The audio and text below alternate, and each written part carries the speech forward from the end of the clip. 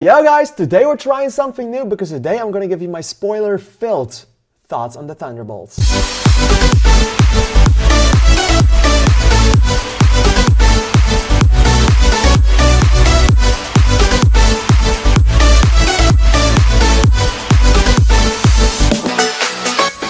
Alright, if the intro may not have been clear enough, I will be talking about spoilers for Thunderbolts, so if you haven't seen the movie, please go back, watch the movie and then come back to this video because I will be talking about spoilers.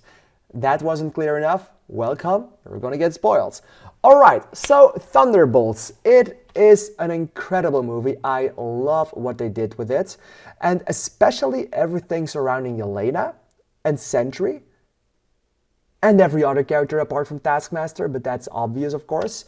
Let's just start talking about the characters and the way they handled the story around those. I really love that they took these misfits from projects that are lesser appreciated and made them better just for this movie because everyone in this movie is awesome. Again, apart from Taskmaster. The way they handled her character was interesting. It was something you cannot see coming based on how interesting they handled that one, but you can see it coming from a mile away because of the marketing strategy that this movie did, because Taskmaster is nowhere in the trailers. Taskmaster is not even on the poster almost. She is not in the casting for Avengers Doomsday while everybody else is. So yeah, it's clear now that she was going to die in this one. The way they did her death was a little bit dirty. It was just bang out of nowhere. Could have handled that one a little better, but they made some fine remarks on it that made it a little more appreciative to them, as because they're stealing their stuff and Yelena is like, have some respect. I could respect that. That's not just leaving her death in vain just to get her character over with. It was there for a bit of a reason. Another thing I really liked, as I said, was the way they handled the other characters, and especially the vibe and feeling with those characters, specifically talking about Yelena and Sentry. In a minute, other characters. The Red Guardian, perfect in every single way, no complaints about that guy. He really redeemed himself from doing nothing in Black Widow. I loved the way they handled David Harbour's character in here. He is absolutely hilarious. I do think every single thing that Red Guardian says in this movie is a golden joke. I think everything he says is just phenomenal. John Walker, the way they use his character is incredible. You feel for him, you feel bad for him, you feel good for him. You can see the shifts in his character and you can really see why he was a reject Captain America, first of all, but also why he is really deserving of some place in the spotlight as a hero. The way Wyatt Russell handled this character in this movie was awesome. And I do appreciate that he keeps the bent shield like that. He's not changing it, which is something I can definitely appreciate. Probably gonna change it for the next movie, but right now he still had it in the end, so I thought that was some sign of respect for himself that he did there, which was really awesome. Ghost, absolutely hated her character in Ant-Man and the Wasp. Absolutely like what they did with her now. Of course, with killing Taskmaster like that, they did put some dent on that, and she had to win me over a little bit more because I did dislike her character a bit more.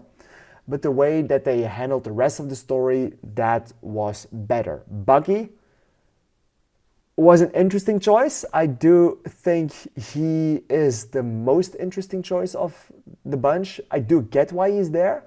Absolutely do.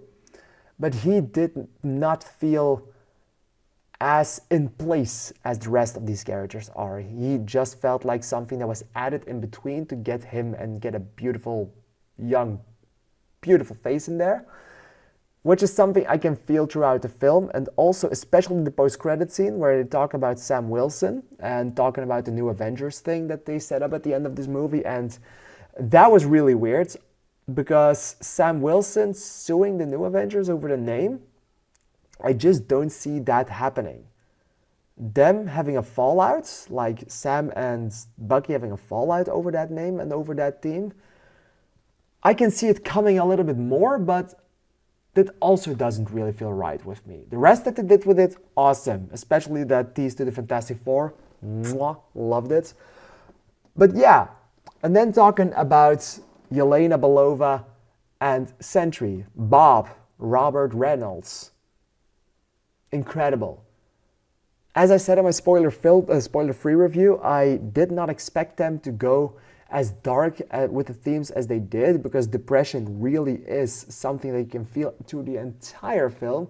And I love how they keep the maturity of that topic without continuously cracking jokes about it. That is the best choice Marvel could have made.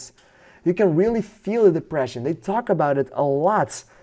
And I love the visual storytelling, if you consider the depression, around this Sentry character, around Sentry and the Void. The way they handled that third act with him punching in on the Void and becoming the Void himself, with them hugging it out to pull him back from that, to then give him the light again. Incredible. The movie just tells you that sometimes it's just better to be with someone. And there always is someone on your side. You're never alone. You're not alone. And the way they handled this, I absolutely loved. Absolutely. Valentina, hated her again. She's awful.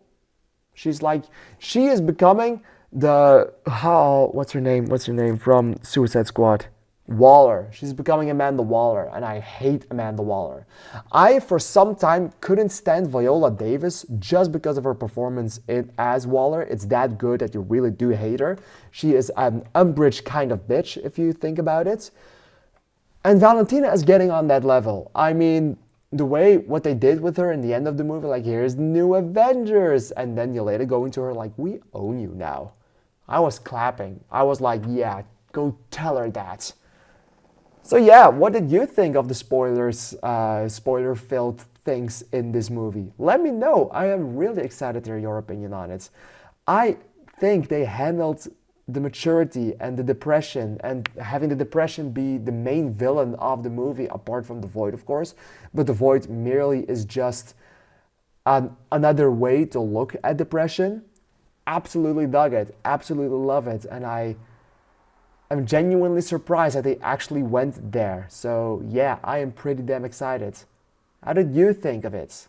Tell me in the comments down below, because I'm really excited to hear your opinion on this one. I want to thank you for watching. I'll see you in the next video. Give a like, comment, and subscribe if you like what you saw. Thank you, and bye-bye.